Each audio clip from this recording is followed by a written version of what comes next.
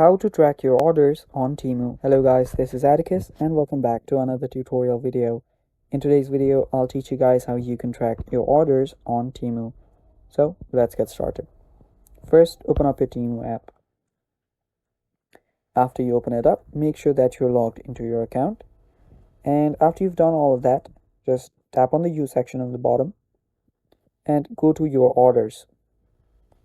After you've done that, you will see these two options here. Tap on self-service to find order. Now after you tap on it, you will see few options.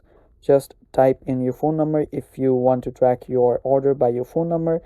There are other ways too, like your email address, your order ID, or the payment information. Let's just select email address.